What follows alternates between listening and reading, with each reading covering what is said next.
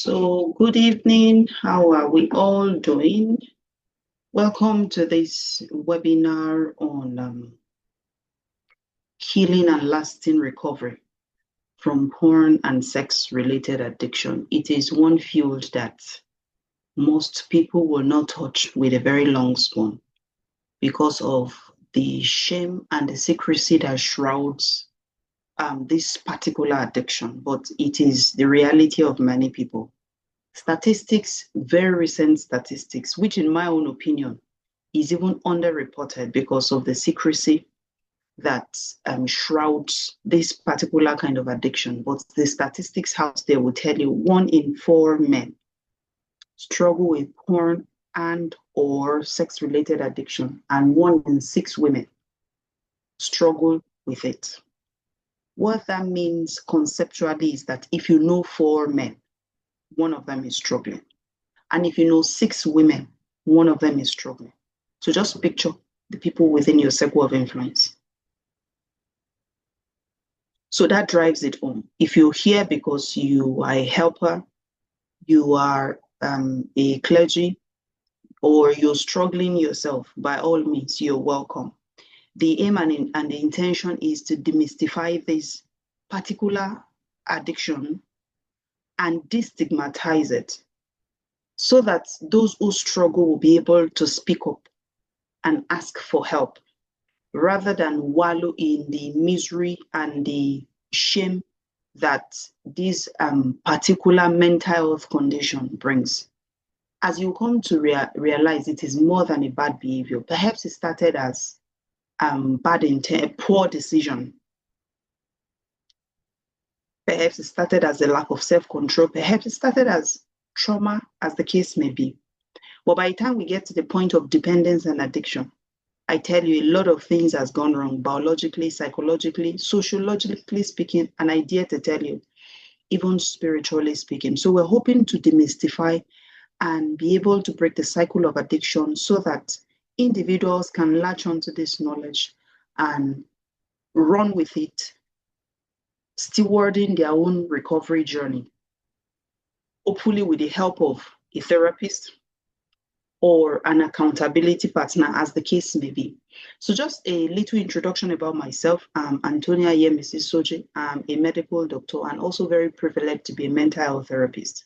I see that as a privilege because it allows me to view the inner landscape of my clients and then be able to offer holistic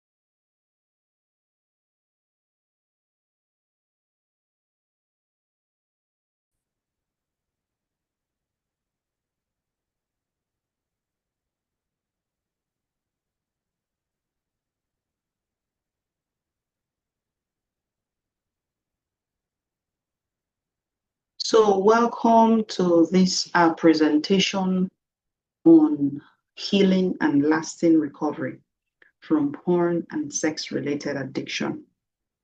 The truth is, as many statistics would report, that 1 in 4 men and 1 in 6 women struggle with porn and sex-related addiction. In my own opinion, that's and there's a gross underreporting of that statistics. Why? Because this is an addiction that, due to its own peculiarity, thrives in secrecy and is shrouded in a lot of shame. So many people will not report it. But even if you want to sit with that statistics, conceptually, that would mean that if you know 4 men, 1 of them is struggling. And if you know 6 women, 1 of them is struggling. So it drives this message, brings it very close to home. So if you're joining as someone who is struggling and is planning to get out of it, it's quite timely that you're here. If you're joining as a coach, as a clergy, as a counselor, it's also timely that you're here. The aim for this our webinar today is to destigmatize and then be able to bring to limelight the tips, the tools for recovery after having garnered a sound understanding of the peculiarity of sex and porn related addiction. So a little about myself. Anthonia Soje, as some of you may already know, a medical doctor and also very privileged to be a mental health therapist. I call that a huge privilege because it allows me to view people's inner landscape, and from that privileged position, be able to offer them holistic tools towards recovery such that they can begin to deconstruct all the negative mental models that they've held for decades, for years. And when you see people on the other side having recovered from whatever mental health struggle or traumatic experiences they may have had, it would usually always blow your mind to come in touch with the possibilities and the realities that were lying latent in people. So I call it making potent that which is latent by the blessed and privileged responsibility of mental health therapy. I'm also an author of 12 books now and counting, a speaker and a coach. So my lifelong goal, as I've said, is to make potent that which is latent, all of the goodness and the greatness that God has deposited in the human soul that is lying latent, buried under the weight of trauma, the weight of addiction, to make it potent such that you begin to self-express holistically.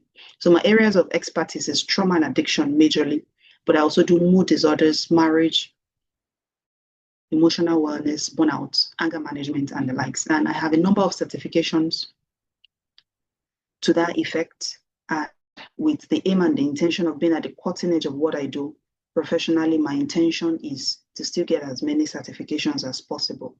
My media platforms, how we can connect is here. You can find me on LinkedIn. You can find me on my portfolio on Google. That's sojeantonia.laravel.cloud. You can send a mail to the email provided, and you can reach out to us on WhatsApp. It's the consultancy admin officer that would receive the WhatsApp message anyway, but it will be appropriately relayed to concerned persons. So while I am the host of this webinar to you by Foster is Mental Health Consultancy. I'm the founder and the lead therapist. What we do is everything mental health, everything counseling, everything therapy, everything coaching, everything workbook related, guided meditations and the likes. We would say some more about what we do towards the end. So a bit of housekeeping so we can have a very smooth interactive session. First is, if you do have questions, please drop them in the comment section. If you're not comfortable dropping your question, you can do very well to send us a mail. We would reply within a week of receiving the mail. So, but we would kindly request that you please keep your microphone muted so that we will not have audio interruptions. If you can put on your camera so that we can see the faces of the beautiful people on the other side, it will also be very much appreciated. And if you would use the chat box, kindly use it respectfully. We have people from all walks of life, all spectrums of personalities and cadres. So we want to communicate and interact respectfully. I want to believe you're already in a quiet environment. And then, because time is our most limited resource, is our finite resource. You can spend money and get it back, but this 1 hour that you're given to this, once it's gone, it's gone. So you want to avoid distraction. This is not the time to multitask.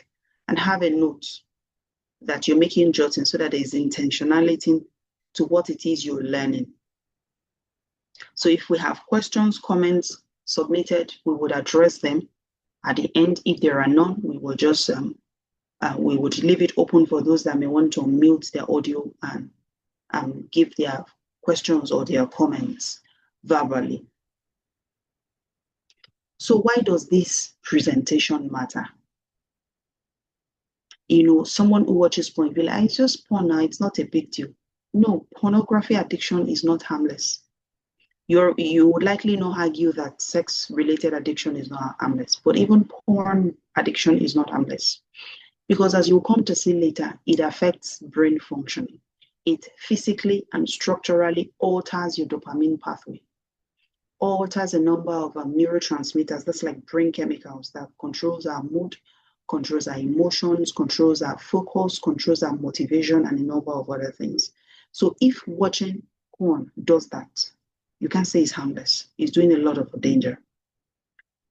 Ultimately, will impact on your emotional health. Ultimately, without a shadow of doubt, impact on your relationships with your significant other, even with friends. Intimacy becomes a challenge eventually for someone who is married. Then productivity, the time that could have been spent doing things that are worthwhile or sleeping, are spent watching porn. And if you carry over sleep, you pay the price later, one way or the other. Either you're not alert at work, you're unduly irritable, you're unduly cranky. Why? Because you have, would I say you have cheated time or wrongfully allocated it to that which is not worthwhile. And you can be sure there's spiritual sequelae of porn and related addiction. And then the self-worth is many times grossly eroded, which is why the cycle of the shame and the secrecy continues to perpetuate porn addiction. And the cost is not little. You lose time, you lose purpose, you lose opportunities, you would many times lose healthy relationships and lose confidence because there's that fear of almost like you have a mask on. Like if only people knew what it is I do, or people cannot afford to know the real me. You're on guard with your phone, you're on guard with your gadgets, you're on guard with your social media platforms, because by virtue of algorithms, the things you've been watching will pop up. So while every addiction will promise comfort, it ultimately delivers captivity. And then talking about sexual addiction, it's a persistent pattern of compulsive sexual behavior, despite harmful consequences. So it could include porn addiction. It could include compulsive masturbation. There have been reports of young men who would masturbate till the point where their phallus is bruised and bleeding. That's an addiction right there. Then cybersex addiction is another thing. Anonymous sexual encounters, compulsive sexual fantasy. There's a whole gamut of spectrums and types and shades of sex-related addiction. But the hallmarks are always there's an intense craving, there's loss of control, you cannot bring yourself out of it. And many times the use becomes escalated. And for those who use substances, we'll say they've developed tolerance. Tolerance means the person was doing a few puffs before, now begins to do a whole wrap or a whole blunt in the language of those who do substances. Later begins to do 2 blunts and then does 6 blunts before he can achieve the same level of pleasure. It's the same thing with sexual related addiction. They begin to escalate. Now you begin to involve more risky and more dire relationship or exploitation, as the case may be, and there's repeated relapse. So why you say I will not do it again, you promise yourself, promise everything, promise your dog, promise your cat, and then you find that you're back to it. And then there's the continued behavior despite the consequences. Your sleep is suffering, your work is suffering, your mental health is suffering, you still cannot stop it. So these are key hallmarks that you said someone is struggling with either sex or porn-related addiction. And the issue itself, the real issue is the compulsion and the uncontrolled behavior around it. Now, there is no addiction that is just about the addiction. For the number of years I've been in this field by virtue of my education, revelation, privilege, and every other positive things I would allude to it, I'm here to find one person who struggles with addiction and does not have some hidden wound that they are trying to self-soothe. So at the end of the day, addiction is an attempt to self-medicate an underlying emotional wound. So it could be unresolved trauma, childhood trauma, adulthood trauma, as the case may be, but many times childhood trauma. In fact, many research would allude to the fact that the higher your adverse childhood experience scoring, it's a score of 10 that tells how adverse, the word adverse, how crappy, how painful, how unhappy your childhood was. The higher the score you have, the higher the chance the person will struggle with some form of addiction or mental health sequelae. So many times it's an attempt to self-soothe trauma, anxiety, emotional pain, to self-soothe shame, to self-soothe loneliness, to self-soothe rejection. So it then becomes a coping mechanism, but an unhealthy coping mechanism. So the real truth, which most people who struggle have not come in cognizance with, which I'm hoping you'll come in cognizance with at the end of this course, is that the people who seek porn and sex, they seek it for relief.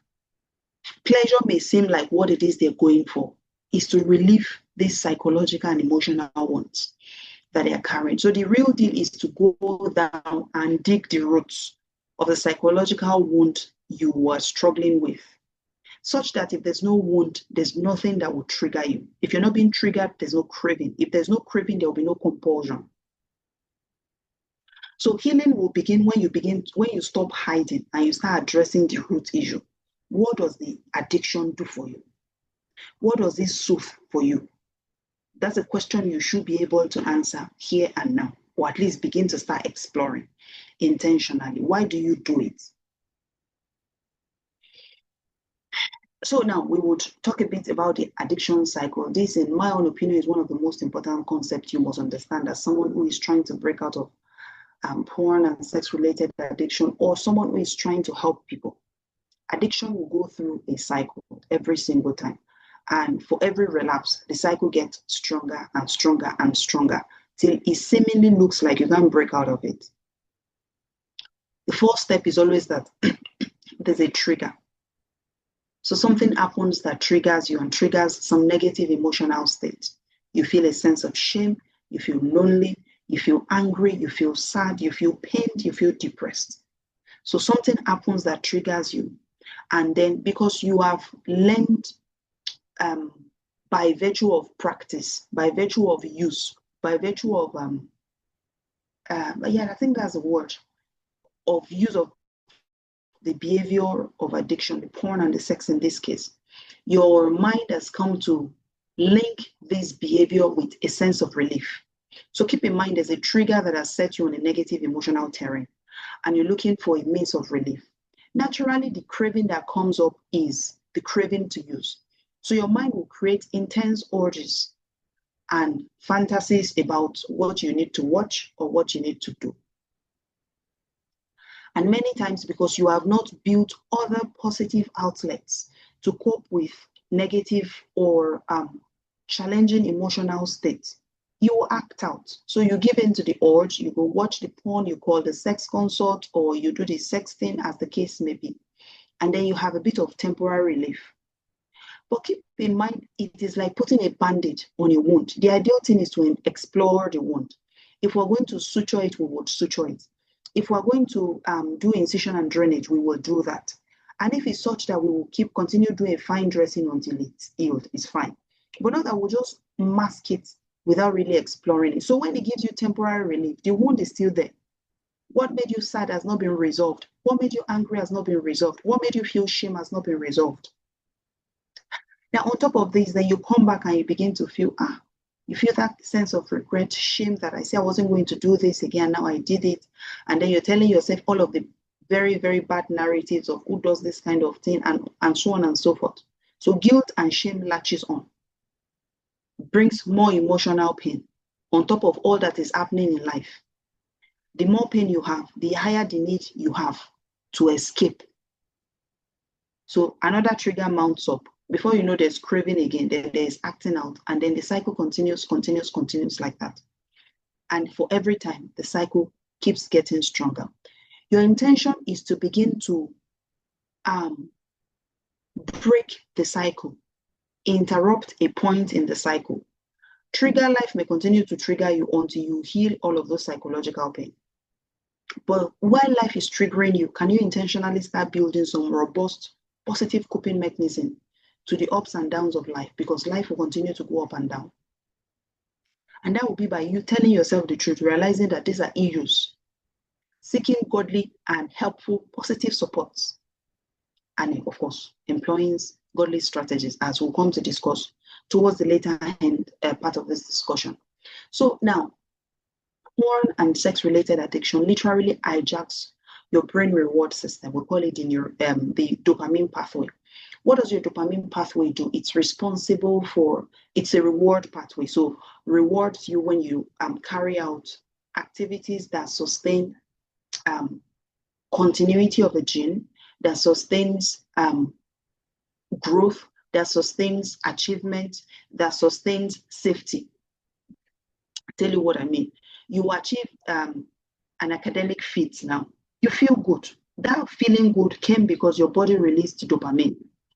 You also need to eat to stay alive. So when you eat a plate of your favorite meal, you feel very, very good. That's dopamine right there. When you receive a compliment at work, because it's important that you stay motivated so that you can continue to climb up the ladder, because your mind has programmed that success is a necessity for sustainability, for continued existence. So when you receive a positive comment at work, how do you feel? You feel good. That's dopamine right there. So we all have dopamine pathway working in our body every time. You wake up in the morning and you have a drive to do something positive in your life. That's dopamine pushing you. But what happens? What starts as curiosity by way of viewing porn or compulsive or sexual encounters, as the case may be, ultimately becomes a compulsion, because those behaviors will now hijack your reward pathway, such that the reward pathway is not responding appropriately to normal activities that you release dopamine, which is things like eating, things like achieving a positive feat, things like compliment, things like you pushing yourself towards success, you overcoming a challenge, which is why games are also very addictive, because it's like you're overcoming a challenge and then you feel good because your brain is pumping dopamine. So what happens neurobiologically? Porn will activate the brain reward pathway, releasing a large amount of dopamine. The dopamine that is released is way, way, way, way out of context, out of way more than what your body will release to food. So you have a flooding of the dopamine pathway of the brain with this dopamine. And then the brain begins to learn that, oh, pornography is a quick source of reward. We have more dopamine when we watch porn than when we eat a meal, than when we read a book, than when we achieve we overcome a challenge. So, and the more you do this, the more you begin to literally, physically, structurally rewire your brain. Then over time, tolerance develops. Tolerance means that the more you use, the more you want to use, the more you need to use to achieve the same level of dopamine release. At this point, we'll be talking dose. Maybe you watched an hour or you watched 20 minutes before and you had 2,000 dopamine released. As tolerance develops, you may need to watch 2 hours to be able to get 2,000 worth of dopamine released. Later, you may need to watch 5 hours to be able to feel that level of pleasure. And if it's a sexual encounter, you may now begin to do things that are more explicit, things that are more dangerous, just to be able to achieve that same level of release. Then over time, it now begins to desensitize your brain such that your brain is no longer sensitive to natural sources of dopamine. exercise is a natural source of dopamine. Exercise will release endocannabinoids. Those would help manage stress, manage pain, gives you a positive high. Would also release serotonin. Serotonin is wonderful as a mood stabilizer. Would also release dopamine, but it begins to desensitize your brain, such that when you even carry out exercise, you are not even feeling good, no nothing, no joy. You eat your favorite meal, it doesn't just get there. So it's like nothing seems to be pleasurable in life except the sex and the porn.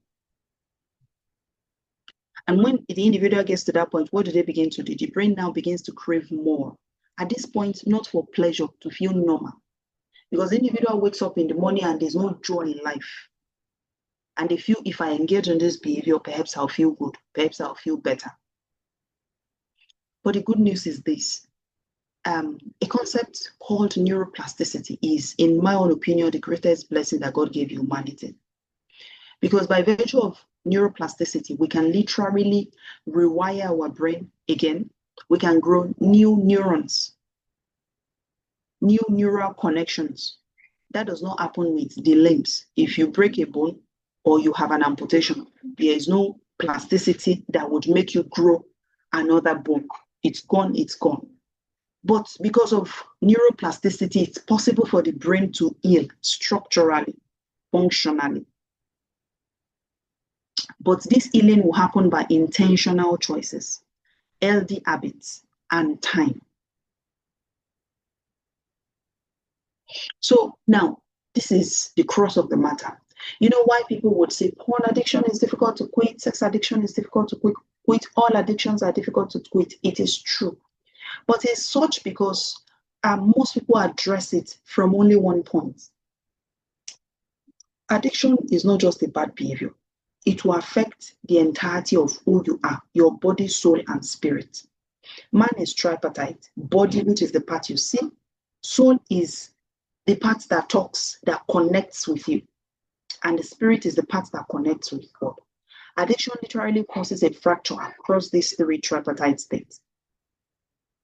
So a concept called biopsychosocial spiritual approach. Medicine would just say biopsychosocial approach. And even some people don't even approach it from those three lenses. But in my own opinion, it has to be the four as a tripartite human being, except you don't believe that you have a spirit. If you have a spirit, you must address it from those 4 points. If you decide to say, oh, I'm just going to only deal with my psychology, just do therapy, but your social cycle is not still the best, biologically you're eating the most unhealthy of things, that would be like you have 4 doors in your house and you leave 2 open or 3 open, and you say this one I would secure it very well with double lock, triple lock, 4 locks. Are you really safe? No.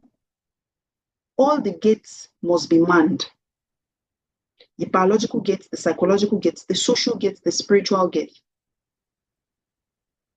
Biologically, you want to strengthen your body so that you can physically restore your biology, your neurology that has been warped, that has been altered because the dopamine pathway has been thrown out of function. Then psychologically, you want to renew your mind. You want to heal the emotions, the trauma. That is where therapy comes in. That's where journaling comes in. That is where meditation comes in.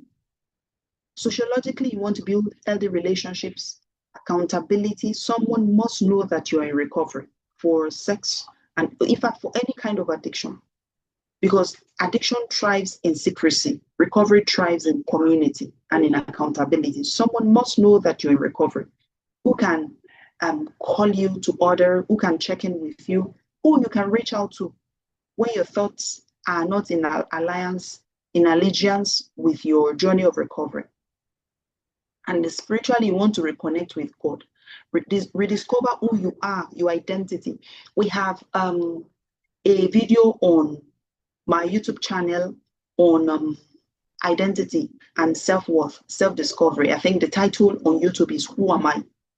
You need to go watch that, because that will lay some solid foundational truth for who you are.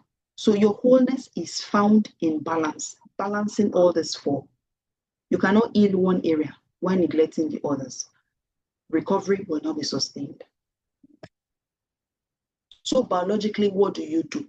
As simple, as mundane as this may sound, if you're planning to recover and yeah, recover your biology. The age-long basic things that science has always advised, that our grandmothers and our mothers has always advised, must be brought back to fore. Addiction thrives in chaos. Anyone who struggles with sex or porn-related addiction, without mincing word, I think I would be able to count on my finger how many of them eat healthy. Because there are two pathways, if I can use that word, in our brain, in the way we express ourselves, in the way we live our life. We're either consciously on that path towards wholeness, wellness, recovery, growth, or we're on the path towards addiction. It's just like that. Healthy eating is not on the path towards addiction. So for somebody who says, I want to begin my healing journey today, the first thing is biologically, your diet must be intentionally structured. Number one is hydration. So you're drinking plenty of water throughout the day. Your brain and your body needs this to function optimally. You're drinking water, you're avoiding sugars, you're avoiding beverages, because beverages will create many of those cravings. And you know that is called sugar addiction. Sugar addiction is a real deal. It still hinges on your dopamine pathway, which the porn and the sex addiction has messed up already. So someone says, okay, I want to commit to the next 40 days on this plan with an accountability partner. I tell you, with consistency, 40 days of consistency with an accountability partner who will track with you for the next 3 months, and you will imbibe the biopsychosocial spiritual approach. For 10 people who gets on it, 8 of them will have a sustained recovery. So this is not just some scientific gibberish. These are proven realities that work. Hydration is important. Healthy meal. The fact that you even now decide to choose organic food, the intentionality you bring to eating would begin to now seep into every other decision you make. Because now you are no longer reacting. You are responding to life with a bit of intentionality. So you wake up in the morning, you need to have a structure around how you eat. You wake up in the morning, we are doing this, we are doing that, we are doing that. You have a plan and you have an agenda of what to eat. What to eat when we say healthy meal is whole foods that are farm grown with equal distribution of protein, carbs, vegetables, and the other nutrients. I have a whole course that I will discuss at the end of this webinar, that those that may want to really leverage on that to steward their healing and go further, we want to take advantage of that. So then exercise. Exercise would help you reduce stress, improve your mood, and restore your energy and confidence. You know what I said about exercise helping to release endocannabinoids, helping to release serotonin, helping to release dopamine. So you want to now begin to train the brain that this is a healthy activity that also gives us reward. It may take a while before you feel good about exercise, but knowing that this is a prescription, the way you'll be prescribed medications in the hospital and you take it, even though the second day you don't feel better, you continue taking it. It's the same thing. Then sleep. You want to aim for 6 to 8 hours of quality sleep, and you want to sleep in the night because melatonin is released in the night. It's a mood stabilizer, also helps to manage cravings. So you can't be sleeping during the day. If you're a Gen Z and you sleep by 2, stop it. You want to sleep in the night when the environment is dark. So latest 12, you're in bed. 12 to 6 is at the minimum you're going for, such that your brain can heal. Remember what I said, the dopamine pathway has been hijacked. That's a component of your brain mechanism. You need it to recover by virtue of healing. Sleep will also reduce the cravings, the tiredness, the emotional instability, and all of those negative feelings that comes the next morning when you have not slept. Then you now want to have a structured daily routine. No day must pass where you have not intentionally crafted out what you want to do. Morning hours, what are the things you are doing? 1, 2, 3, 4. Afternoon, what are you doing? 1, 2, 3, 4. Evening, what are you doing? 1, 2, 3, 4. If you don't have intentionality structured into your day, likely you would find yourself binge watching social media, involved in conversations you should not be. Before you know, by virtue of mindless scrolling, you find yourself in platforms where you had no intention of going to before. Before you know, cravings happens. Before you know, you relapse. Then now, practically, for porn and sex-related addiction, you want to see this is still part of biological. Remove triggering apps. So if you have applications that were the ones that you used for watching those contents or the ones you used to send those messages, you will go delete them. Desperate times will call for desperate measures, such that every paraphernalia of porn and sex, you would eradicate them completely, such that you make it harder for you to relapse, to fall. Once it's not easily accessible, you cannot easily abuse or misuse it. Then accountability software, if you can install it on your phone, it will be good. On your gadget, it will be good. Example is Covenant Eye. If you type Covenant Eye, it comes for a bit of subscription anyway. Example is nofap.com. If you type that to nofap.com. And if you are on a budget and you cannot afford to install that, then another recommendation I would usually give clients is if your browsing account, your Google account is not tied to anything vital like academics, like business and the likes, delete it. Install a new one and name it your name /recovery/ maybe gmail/yahoo.com. Now, your accountability partner will explain who an accountability partner is later. Have that same account installed on their own gadgets, such that when you browse, you are mindful of the fact that these people can check out what it is I'm browsing. So that's another suggestion, such that if it's either you have accountability software that will never allow you enter such spaces, or somebody else is physically your accountability partner or accountability software, if I can use that word, then you want to also limit internet use. You can use filters, you can use time limits. There are apps that will log you out after 30 minutes of the use of any media platforms. So you want to intentionally limit it. In fact, what I say again to clients is if you're going to the internet, know what it is you're going for. Don't just go there because you're bored and you just want to while away time. There should be intentionality about how you do your life. Then I've also had to tell some people, if you have a smartphone, a smart TV, if you have to disconnect it. In fact, for those who struggle with sex-related addiction very badly, sometimes I would say if you have to change your address because your sexual encounters happens in your house and everybody has your house key, and it may be difficult for you to say no when they come around, change your address. Desperate times will call for desperate measures. The intention is that you become a different person entirely, not that you're just in an addiction. So at night when the cravings are high, would you decide to use a small phone that does not have internet facility? Does it then mean that you drop your phone at work? If you close work in the evening, you drop your phone and then go home with a tiny phone so that nothing will be able to tempt you. And of course, you want to now delete all the saved pornographic content and everything you may have, such that you're not tempted to go back and watch them. That's the biological approach. So psychologically, what do you do?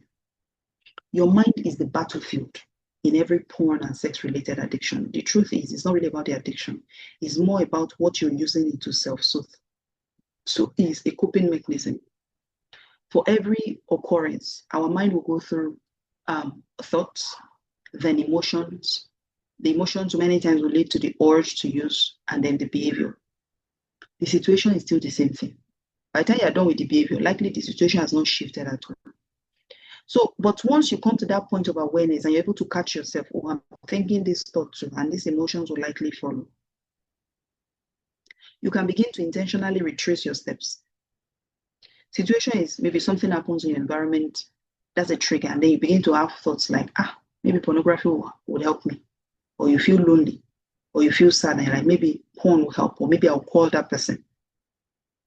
You may engage in it, and you now feel temporary relief. When you are done, what happens? There's that guilt, there's that shame, and the cycle repeats itself. The truth is, you may not be able to control what happened to you, but you can control what you do next every single time. That's the first part. The second part of the psychological approach to overcoming porn and sex-related addiction. I said earlier that everybody who would use any form of addictive behavior is an attempt to self-soothe, to cope with whatever it is they're struggling with. So you then sit with yourself. What are you struggling with? What happened to you? Trauma? Did you experience some traumatic experiences as a child, even as an adult? Are you struggling with anxiety or depression? You have relationship issues, or you have some unhealthy thought patterns. Some of these you may be able to resolve yourself. The two approach I usually recommend to clients is journaling. Journaling is like self-therapy. The same way you'll be committed to gymming if you want to lose some pounds, you would also be committed to journaling like that. So that could be 10 minutes twice daily, and you just onboard it and pour it out. As you write in a flow, you begin to see thought patterns, begin to see some mindset, you begin to question yourself. This looks like a recurrent pattern. And then meditation, you're able to sit with you and explore the depth of yourself. If you type in guided meditation for anxiety, guided meditation for the religion of choice, so that you don't come in contact with some new age things, and then you will now start experiencing transcendental and all sort of absurdities that I would strongly not recommend. And then therapy also happens to be in this milieu of psychological approach. You must be able to unpack your psychological landscape and know the wounds that is making you bleed all over the place. And you're trying to now self-soothe with the porn or the sex-related addiction. So you want to come to the point where you understand your triggers. And therapy now will also help you build healthy coping mechanism, will help you process your pain, and will help you prevent relapse. If you can afford therapy, please reach out. There are a number of therapy platforms that would usually put up adverts to say that they are doing therapy drives where they offer free counseling services. Since such opportunities, now they may not be able to offer you many sessions, but at least that you've taken the bold step of reaching out, speaking up, and asking for help is worth celebrating. It's like you're now on that new pathway towards sustained recovery. Then the other thing that I want you to know on this psychological side is that addiction thrives with shame. In fact, shame is like addiction's best friend, particularly porn and sex-related addiction. So if there's anything, I want to begin to deconstruct shame. And I'm hoping you also deconstruct it in your own life. Guilt will tell you made a mistake, whatever it is you're struggling with, however bad it may be, wherever you may be now, hearing me, it is still a mistake. Shame will say you are the mistake. You are not the mistake.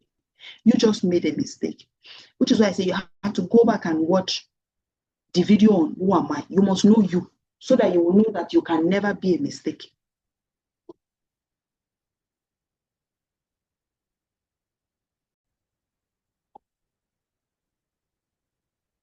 Shame will fuel secrecy because now you don't want to speak out to anybody. You don't want to ask for help. Secrecy will fuel the addiction, but you need connection to be able to sustain your healing.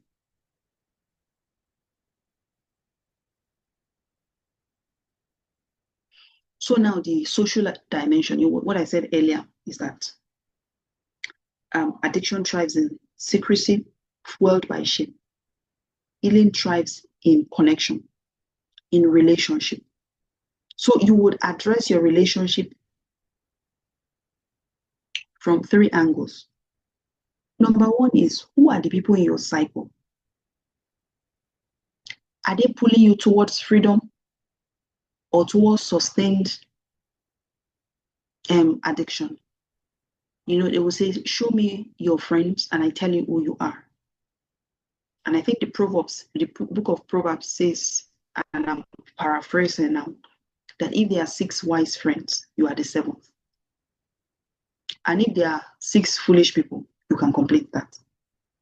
So you have to critically, unapologetically, dexterously examine your circle of influence, the people you have around you.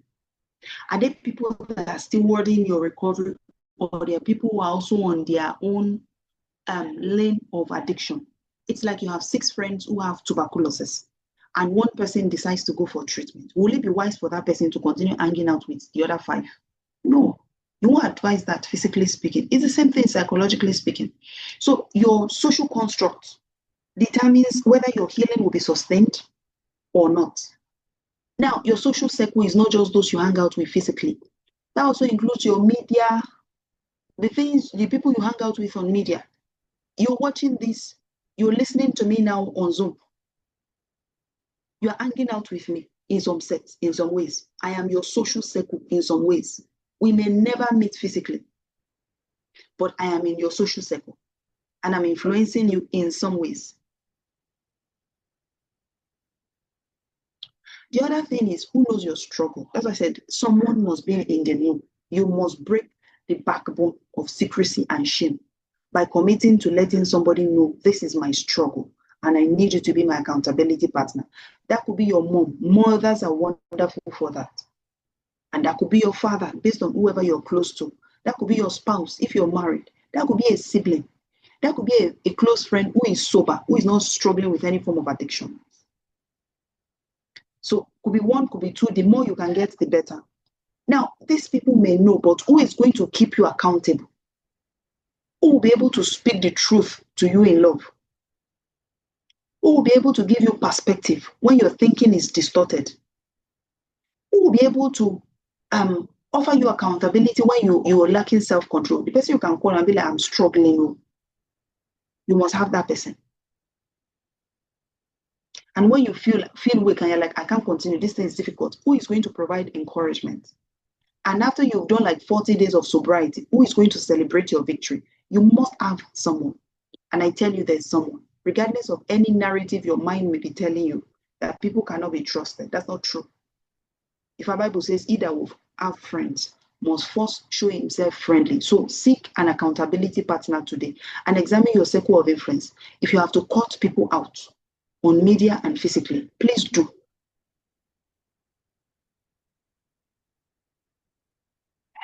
So what are the things you need to change? The things that keep you stuck, you have to remove them.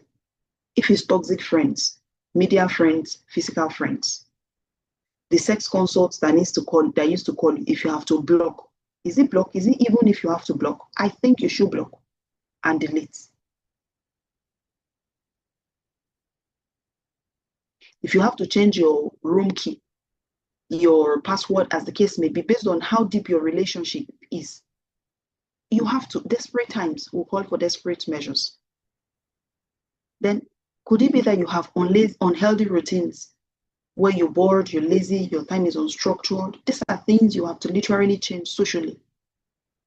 And then you want to now start building recovery friends, people whose life look emulatable. If you are a student, there are such people in your classroom. There are such people in your church. If you're a worker, there are such people in your office. Look for them and hang out with them. Then find a mentor, find an accountability partner. Then plug yourself into a holistic community, which we'll discuss when we talk about the spiritual dimension. I think we should even discuss it now. You can't be on a recovery journey from porn and sex-related addiction and not be planted in a faith community. You have to be. That's the spiritual dimension, which also doubles as a social construct. So why online services are wonderful? Online community would not come to ask for you when you have not logged in, because there are thousands and thousands logged in. And on days when the chips are really down and you need physical people, it is still those your online community, your physical community you will reach out to, not the online community. So your challenge, if you're taking the next 40 days to steward your recovery journey with an accountability partner, using this 4-fold approach, one of your challenges, you must find a church and be plugged in and join a department. That's you building a social circle, and tell them to hold you accountable if you don't show up for practice or in church. The truth is, you cannot heal in the same environment that made you stuck, that made you sick. that made you sideline your decisions about life. You have to choose freedom and build your future. So now, the spiritual dimension. Addiction, what does it even do? You know, when we say man is tripartite, body, soul, and spirit, and we say addiction will cut through all of this tripartite nature. Addiction separates you from God. It's just that simple. Porn and every addiction, but since we're discussing porn and sex-related addiction, there's that sense of emptiness within your soul. There's a loss of purpose. You may be living life, but when what you do that fills your day is stripped of you, many times you can't touch purpose. You don't even know who you are. You don't even know where direction. Life is not meant to be lived like that. There's more for you. And then there's more of conflict where you're trying to see, is it good, is it not good enough? There's supposed to be a clear black and white line in life. I know this age of media now, there's a lot of gray areas. And people now say, this is my own truth. No, truth is supposed to be universal. But once we struggle in one way or the other with porn or sex-related addiction, we may now begin to start saying, it's not so bad though. It's not so bad. I just watched something. I did not do something. And then there's spiritual numbness, such that even when the Holy Spirit is pricking your conscience, you're not sensitive to it again. Things that you would have seen before and your skin will crawl. Now you're not even, it doesn't bother you again. Why? Because you're getting numb. You know, there's a very interesting science experiment that says it was two. One was a bowl of hot water. The other one was lukewarm water. So a frog was thrown into the bowl of hot water. Because of the suddenness, it jumped out. And there was another frog that was kept in lukewarm water, and gradually the temperature of the water was being increased.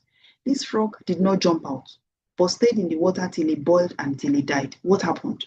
The second frog was gradually beginning to acclimatize till it became numb to the fact that this water is hot and is killing me. That's what happens with tolerance. When by virtue of incremental use, people now begin to watch explicit stuffs, begins to do explicit and more dangerous things, that their conscience is seared. They are not even feeling that this is not correct again. So what are your weapons? Weapons of warfare, because porn and sex-related addiction is a form of warfare against your soul and your spirit. Number one is prayer. You have to commit to prayer daily. You can go to therapy, but if you don't pray, likely you will switch addiction.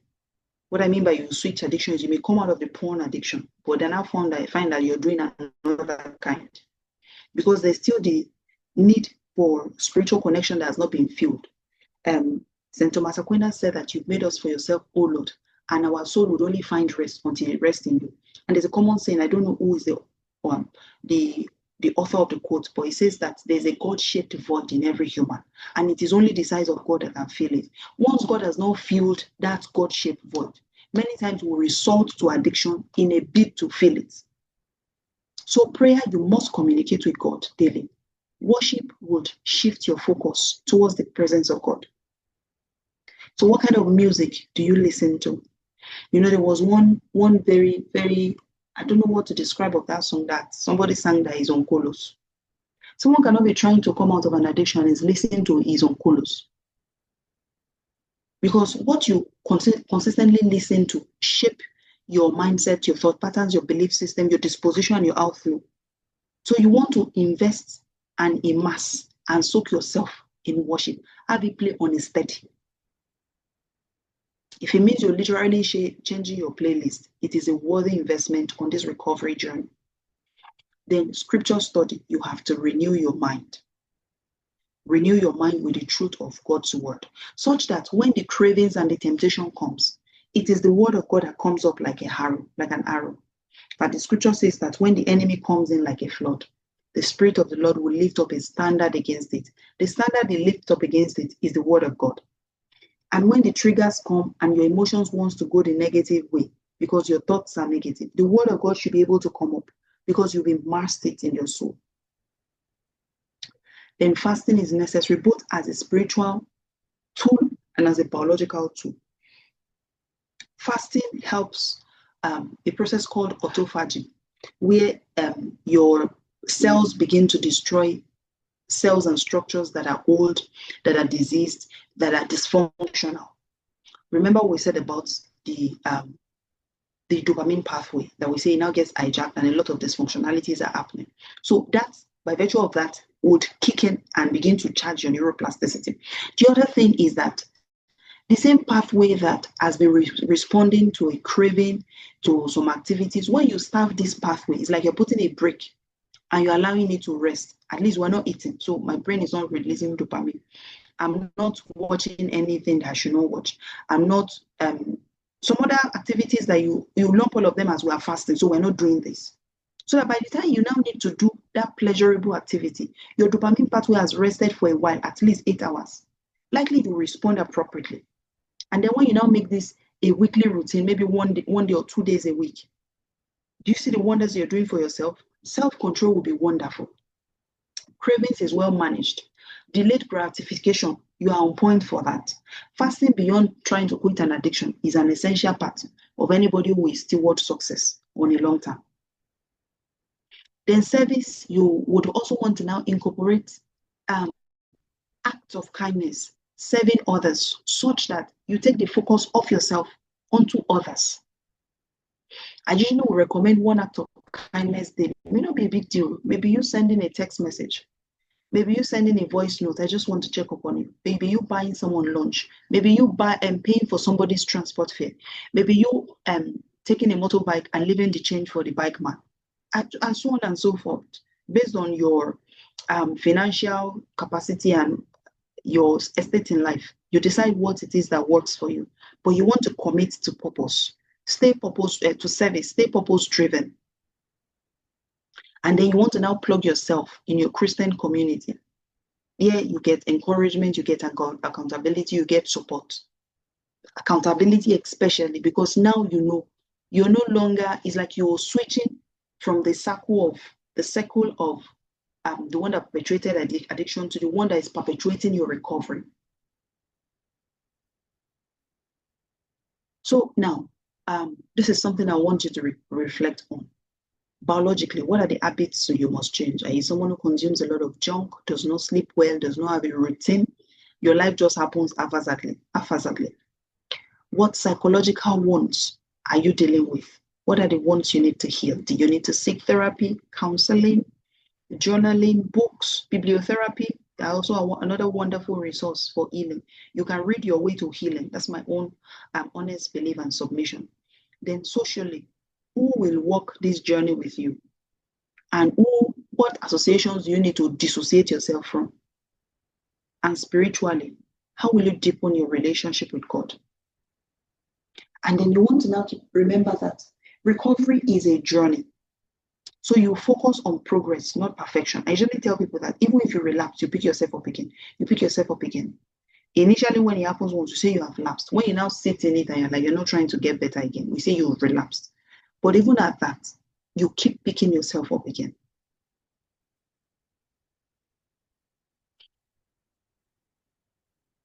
So now, let me check if there are questions. Okay, so no questions. Just to be able to steward our recovery some more, we have this limited offer, which has even been extended. I know here it states 12 midnight tonight, but we've extended it to 20th of June. We have an addiction recovery course that is 1,500 hours of 14 modules on the seller platform. Foster Hayes Mental Health Consultants is seller platform that is going for with a 50% discount using the coupon code LOHOPE. It's particularly tailored to sex and porn related addiction. So if you're someone who struggles with that and you want to get out of that, this is an offer you don't want to miss out. Then if you now feel, I need sessions, I need therapy, I need counseling, I need to speak to someone one-on-one, we're also offering a 60% discount for those who would schedule their appointment sessions between now and 20th of June. So you also want to lay hold of such opportunities. Foster Hayes Mental Health Consultants, I said I was going to tell you what we do towards the end. We offer a whole gamut of mental health services, from relationship counseling to premarital and marital counseling, addiction and trauma recovery, emotional wellness, mood disorders, faith-based psychological support as will be desired. It's a whole arsenal of mental health services that we offer. You can reach out to us via the website at www.fosterhealth.com.ng. You can reach out to me on my own portfolio at sojeantonia.laravel.cloud. You can also send us a mail or reach out to the admin officer of the consultancy via the phone number that is provided. Now, for this particular webinar we've had, for someone who is trying to navigate their journey to recovery, maybe you're still trying to pull up resources and the likes to be able to seek therapy or get the course, please begin bibliotherapy.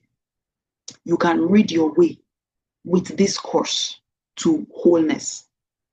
These two books, The Addiction Compass and Unshackled, and The Fourfold Path, I forgot to put the picture here. These are my own publications. They are available still on that Foster Health Mental Health Consultancy seller platform. They are available for free. You can download the soft copy free. The hard copies are available at the consultancy. You can reach out to us through any of those means of connections for hard copy to be billed to you. But the soft copies are available free for download. Please, please, please invest in your recovery. And there's this book by Tamara and William, that the Sex Addiction Workbook is also a wonderful read. You would be able to find that online for a fee, and if luckily you may be able to get a free copy to download. That's also wonderful. So if you've enjoyed this, please do well and give us a feedback on Google. It's still the name of the consultancy. You type it, punch it in, you will find our business platform on Google. Please give us a feedback. A feedback allows potential clients to find us and be able to assess the much needed help. The truth is there's paucity of mental health care in Nigeria. That's a reality. We are just beginning to wake up to it a little now, but the conversations needs to be louder. We need to be saying things that are not being said so that people can heal, so that people can recover. And most of the issues here and there just tells you that people are not stable, people are not mentally whole, even what's happening on a larger scale as a nation. So let's see how we can begin to do our own part one by one. So I usually tell people, help us to help people. And how you can help us to help people is by dropping your comment on Google for us. And then we have a community. It's a free community, no cost, no hidden charge, but it allows you access to free webinars. You get links for free webinars. You get recordings for webinars and courses, free books when they come up to you. Also get that. So you can scan this to be able to join our community. So thank you for being part of this very meaningful conversation. Until next time, have a wonderful, wonderful day. God bless you.